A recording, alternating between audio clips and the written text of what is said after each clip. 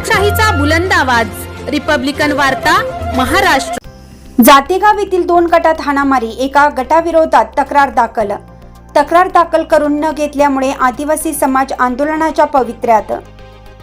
नाशिक जिल्ह्यातील नांदगाव तालुक्यात असलेल्या जातेगाव येथील एक अजब घटना समोर आली असून निकिता पेट्रोल पंपावर 2 गटात हाणामारी झाली। यामुळे नांदगाव पोलीस स्टेशनमध्ये एका गटाची तक्रार दाखल करण्यात आली असून दुसऱ्या गटाची तक्रार घेण्यात नकार दिला असल्याची माहिती समोर आली। याबाबत सविस्तर वृत्त असं की नांदगाव तालुक्यातील जातेगाव येथील निकिता पेट्रोल पंपावर सचिन गायके व गोकुळ सूर्यवंशी हे दोघे जण पेट्रोल टाकण्यात काम करत होते।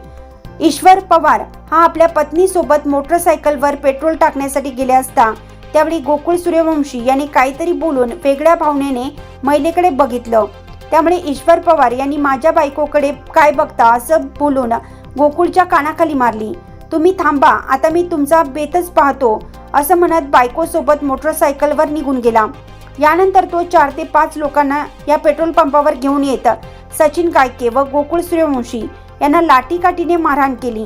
याबाबत नांदगाव पोलीस स्टेशनला दिनांक 24 जून 2024 रोजी सोमवारी गुन्हा रजिस्टर नंबर 0262/2024 नुसार भारतीय दंड संहिता 1860 कलम 326, 324, 323, 506, 143, 147, 148, 149, भारतीय दंड संहिता 1951 कलम 37(1), 37(2), 135 प्रमाणे गुन्हा दाखल करण्यात आला। परंतु ईश्वर पवार व त्यांची पत्नी या आदिवासी लोकांची तक्रार नांदगाव पोलीस स्टेशनमध्ये तक्रार घेतली नसल्याची माहिती समोर आली। यामुळे आदिवासी समाजाची तक्रार दाखल करून न घेतल्यामुळे आदिवासी समाज आंदोलनाच्या पवित्र्यात असल्याचं समजतं। यावर नांदगाव पोलीस प्रशासन काय भूमिका घेतं याकडे नागरिकांचे लक्ष लागून राहिलं आहे। रिपब्लिकन वार्ता न्यूजसाठी नांदगाव प्रतिनिधी मुक्ताराम बागुल, नाशिक।